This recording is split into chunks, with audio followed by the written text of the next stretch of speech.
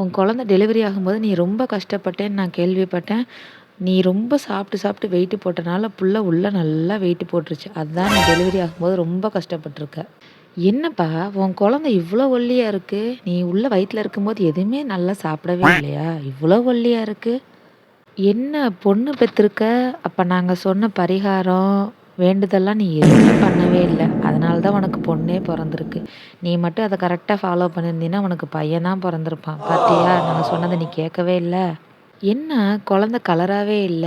நீ இந்த குங்குமப்பூ அதெல்லாம் நீ எதுவுமே வாங்கி சாப்பிடவே இல்லையா? குழந்தை வயித்துல இருக்கும்போது? என்ன இவ்வளோ கலரா இல்லாம கருப்பா இருக்கு? குழந்தைக்கு என்ன முடி ரொம்ப கம்மியா இருக்கு. நீ வயித்துல இருக்கும்போது நல்ல சத்தான பொருளா நல்லா நீ பார்த்து சாப்பிடவே இல்லையா? உன்னை நீ கவனிச்சுக்கவே இல்ல போல இருக்கு. அதனால தான் குழந்தைக்கு முடி இன்னும் நல்லா வளரவே இல்ல. இவ்ளோ கம்மியா இருக்கு. இனி அடுத்து எப்படி நல்லா முடியும்? இந்த மாதிரி எத்தன கேள்வி கேட்டு இந்த குழந்தை பெத்திருக்கவங்கள, குழந்தை வச்சு வளர்த்துறவங்கள டார்ச்சர் பண்றீங்க தெரியுமா? கேள்வி கேட்டு. சத்தியமா ஜீரணிக்கவே முடியல. உங்கனால முடிஞ்சா ஹெல்ப் பண்ணுங்க. முடியலைன்னா பேசாம போயிட்டே இருங்க. யாரையும் பேசி பேசி நோகடிக்காதீங்க. இதெல்லாம் நான் சொன்னது வெறும் 5 பாயிண்ட் தான். இதெல்லாம் நீங்க என்னென்ன மாரிலாம் விஷயத்த கேட்டுருக்கீங்கன்னு கீழ கமெண்ட்ல சொல்லிட்டு போங்க.